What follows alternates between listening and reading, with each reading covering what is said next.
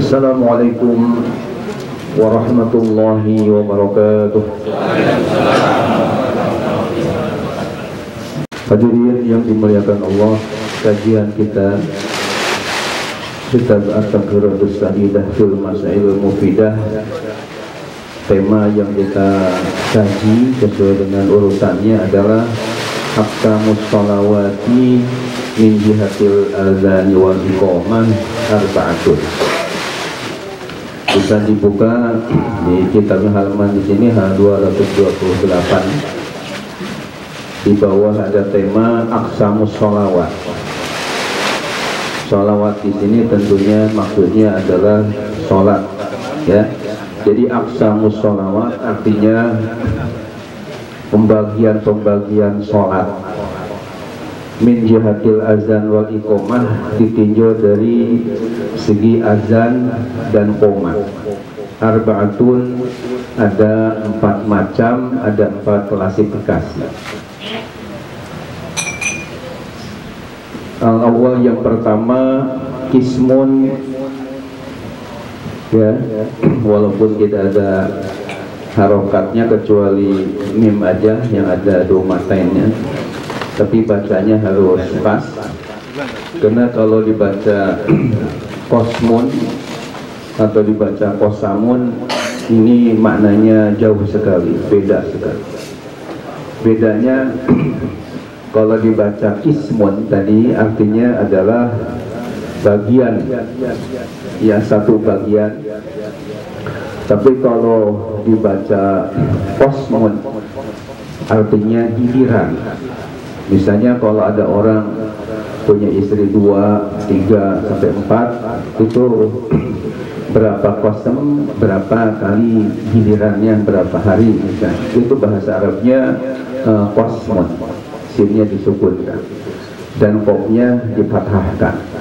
Sementara kalau kosamun, kopnya fathah, sinnya fathah, mimnya domatain, itu artinya sumpah. Jadi kalau kosam itu artinya sumpah, kalau kosmun artinya giliran, tapi kalau ismun artinya bagian atau kelas, ya. Jadi ismun satu bagian, yusannu fihil azan wal iqamah, disunatkan padanya azan dan iqamah. Tadi sudah dijelaskan bahwa dalam kaitan dengan sholat-sholat yang kita lakukan ini berkenaan dengan azan dan qomatnya ada 4 klasifikasi. Jadi bagian yang pertama dari 4 itu adalah yusannu fihil azan wal iqamah, disunatkan padanya dikumandangkan azan dan dibacakan iqamah. Wa huwal maktubatul khamsu wal jumu'ah, yaitu pada sholat-sholat 5 yang dipardukan, maksudnya ya 5 kali sholat fardu, yakni ya zuhur, asar, maghrib, isya, subuh, itu namanya al-maktubatul khams, 5 waktu yang dipardukan. Wal jumu'ah, demikian juga sholat Jum'ah atau istilah kita Jum'atan, ya, sholat Jum'ah. Ini yang 5 waktu sholat fardu tadi ditambah dengan sholat Jum'ah, itu disyariatkan, disunahkan. Di situ ada azan sekaligus ada iqamah, ya, itu sudah kita maklumi, yakni begitu waktunya masuk dikumandangkan azan, Allahu Akbar, Allahu Akbar, dan seterusnya, kemudian iqamah, Allahu Akbar, Allahu Akbar, dan seterusnya. Itu bagian yang pertama, yakni komplit, azan ada, iqamat ada, yaitu pada sholat yang 5 waktu dan sholat Jumat. Kemudian kita lanjutkan asani yang kedua, ismun yusannu fihil iqamah dunal azan. Bagian yang kedua ini disunatkan padanya iqamat saja, dunal azan, tidak disunatkan untuk azan, tidak disyariatkan adanya azan, yang ada hanya qomat saja.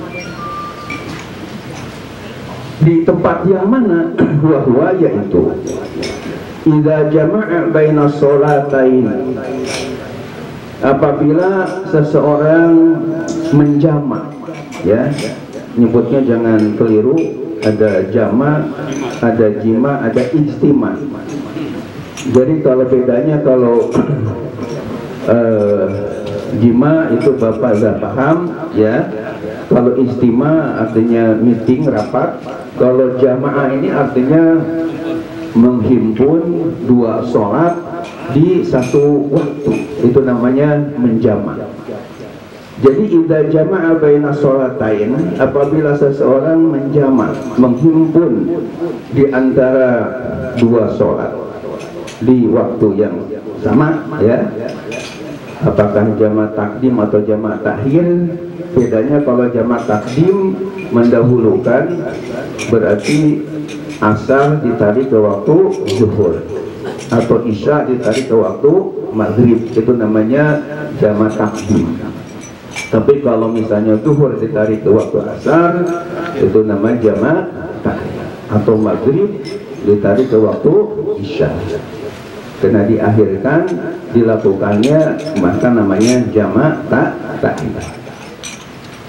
Jadi ketika seseorang menjamakkan antara dua kali sholat, au qadha faraidha mutawaliyatan, atau ketika seseorang mengqadha beberapa sholat fardu secara terus menerus, secara berturut-turut, mutawaliyah, fahuna yu'azzinu lil ula wa yuqimu lil kulli. Maka di sini, ya, artinya dalam masalah yang tadi baru disebutkan adalah yu'azzinu, seseorang itu azan lil ula, untuk sholat yang pertama saja. Misalnya tadi menjama antara zuhur dengan asar, asar ditarik ke zuhur. Biasanya kita ketika di Arafah menggunakan jama takdim, ya. Tapi kalau di Muzdalifah jama takhir afdolnya. Nah, jadi ketika kita menjamakkan sholat antara zuhur dengan asar, di mana asar ditarik ke waktu zuhur, yang disunatkan, yang disyaratkan azan hanya di sholat yang pertama. Pertama, karena jamak takdim jelas zuhur dulu dilakukan, ya, dengan sepakat para ulama. Maka berarti sebelum sholat zuhur dilakukan, disunatkan azan dulu, ya. Setelah azan, Allahu Akbar, dan seterusnya, kemudian kita umat sebelum sholat zuhur. Nah, kemudian kan setelah, biasanya kita qashar juga diringkas, ya, karena dalam keadaan ya safar. Jadi setelah kita selesai 2 rakaat sholat zuhur, ketika kita jamak tadi, setelah assalamualaikum warahmatullahi, kemudian kita berdiri lagi untuk sholat asar.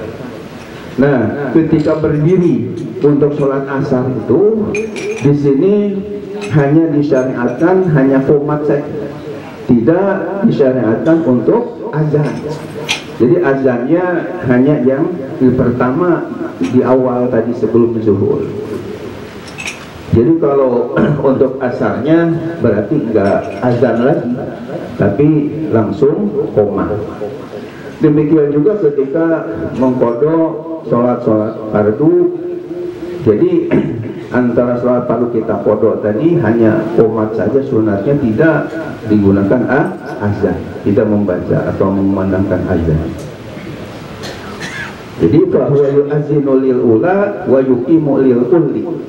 Jadi ia melakukan azan pada sholat yang pertama saja, sementara wa yuqimu lil uli dia beriqamat lil uli itu untuk keseluruhan sesudah tadi yang pertama. Itu hanya qomat, tidak azan lagi.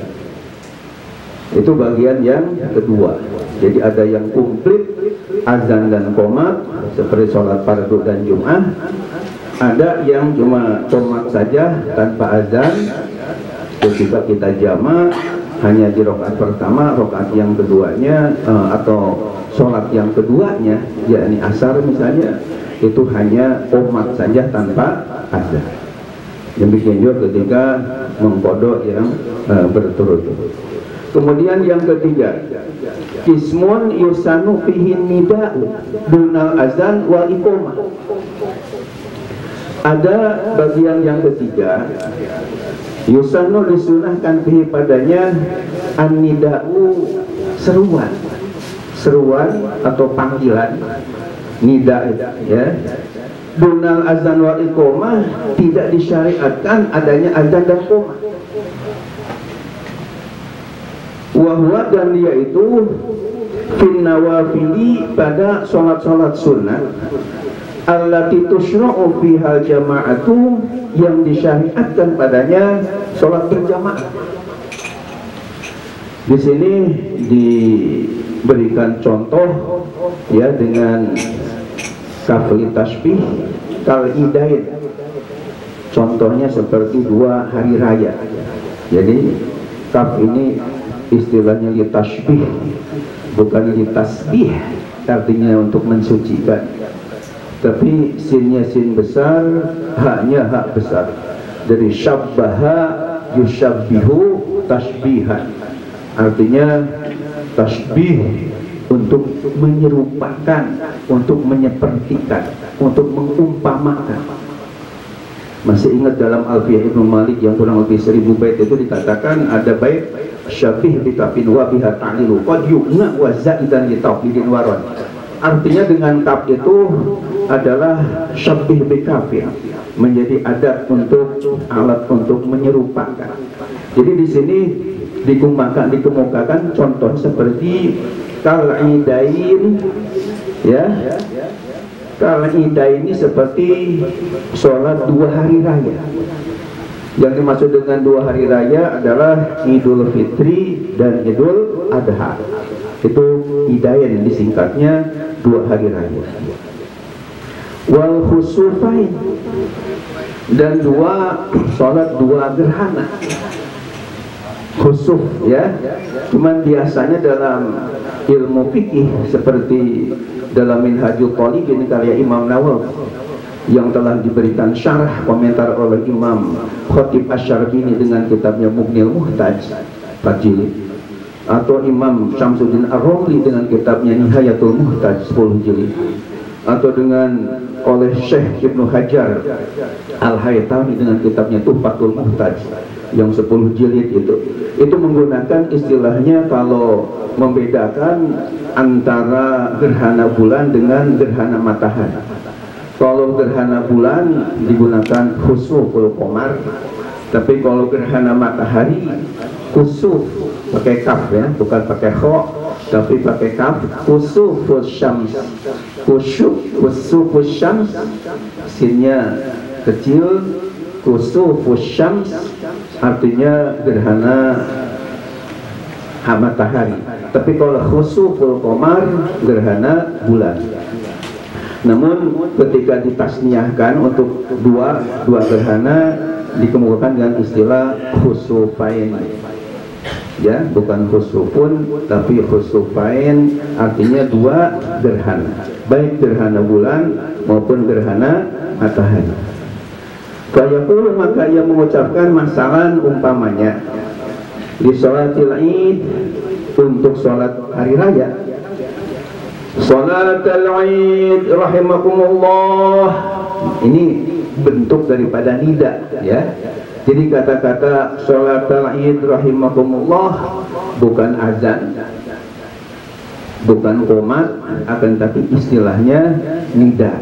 Dan ini disunatkan hukumnya mengucapkan nida dalam sholat Idul Fitri atau Idul Adha, gerhana matahari atau gerhana bulan, atau termasuk sholat istisqa, karena sunat berjamaahkan.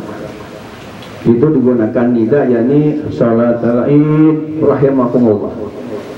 Mungkin di antara bapak ada yang bertanya dalam hatinya, kenapa dinasobkan sholat Id, tidak sholatul Id, tidak sholatil Id, ya.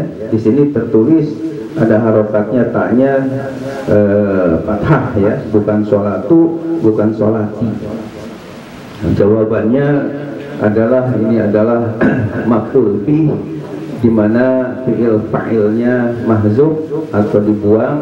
Takdirnya kalau ada diadakan adalah aqimu sholatal Id, ya, dirikanlah oleh kalian sholat hari raya.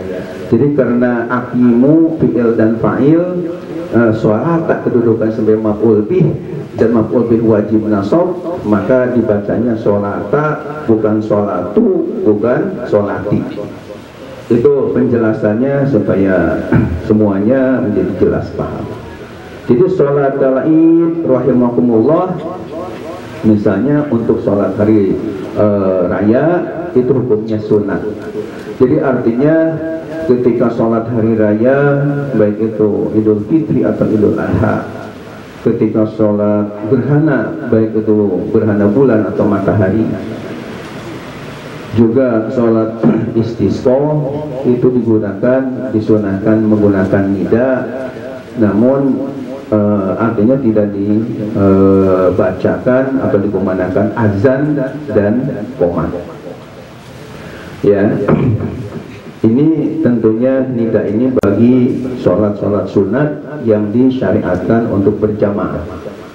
Nah, kemudian yang keempat ini kismun la yusannu fihil azan walal iqamah wala nida.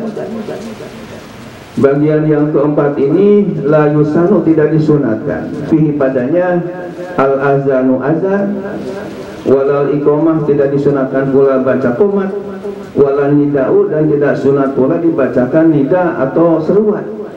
Pokoknya nggak ada azan, qomat nggak ada, nida juga nggak ada.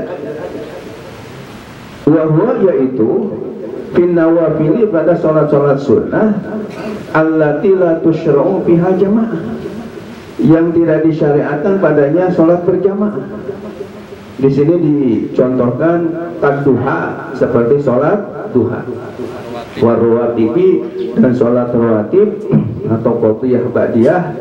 Di situ kita misalnya mau sholat duha, nggak disunatkan azan dulu nih, enggak, qomat dulu, nida juga enggak, ya, sholat duha rahimakumullah tidak ada, ya. Jadi azan tidak, qomat tidak, nida tidak. Jadi ada 4 macam berkaitan dengan masalah azan dan qomat dalam sholat. Sekali lagi, ada yang disunatkan azan sekaligus qomat, itu ketika sholat fardu yang 5 dan Jumat. Yang kedua, ada yang disunatkan qomat aja tanpa azan, yaitu ketika kita sholat jama' zuhur dengan asar, hanya azan di sholat pertama saja.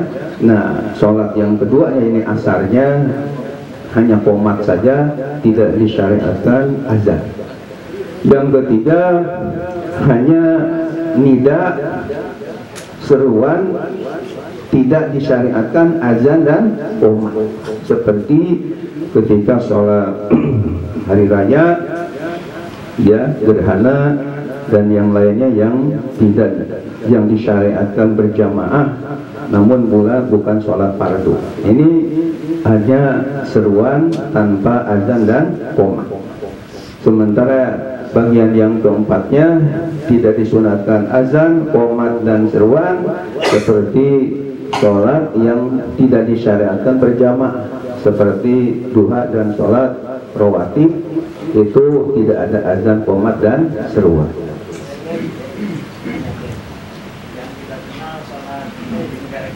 Iya. Kita tidak mengenal dengan nida, tapi Bilal. Iya. Bilalnya sholat Id. Saya tanya, dari mana itu istilah bisa memandang kata-kata Bilal itu? Misalnya Habib Bais nanti Bilal sholat Id. Saya Bilal, nama Bilal dipakai. Yang saya tanyakan, kira-kira dari mana itu?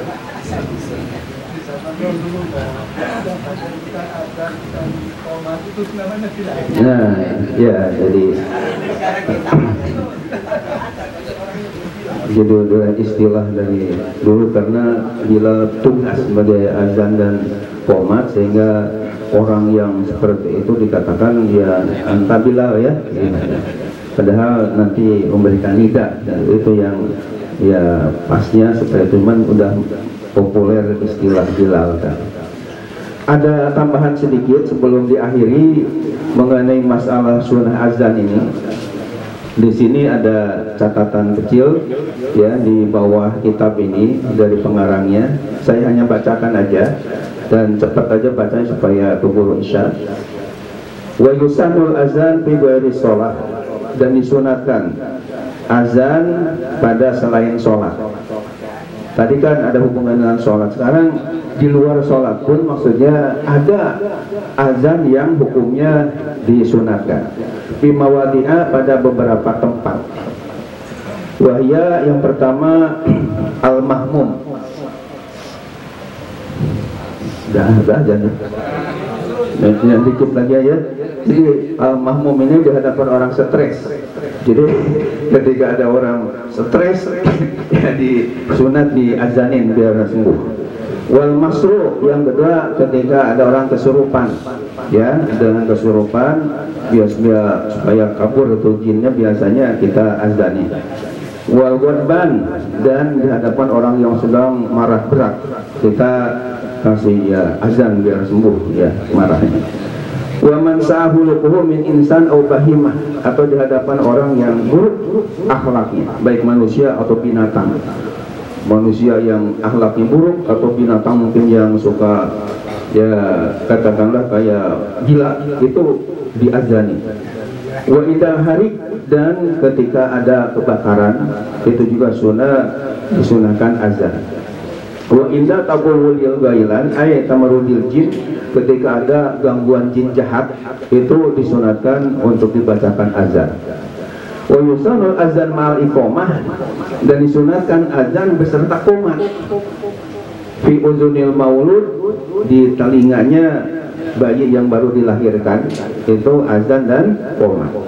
Wa khalfal musafir, dan di belakang orang yang sedang mau bepergian seperti mau haji, mau umroh, itu disunahkan azan beserta qomat. Demikian penjelasannya, insyaallah kita bahas pada malam Jumat yang akan datang, hukmul azan wal iqamah. Insyaallah. Terima kasih atas segala perhatian dan mohon maaf atas segala kehilapan dan kekurangan. Wallahul muwaffiq ila aqwamit thoriq. Wassalamualaikum warahmatullahi wabarakatuh.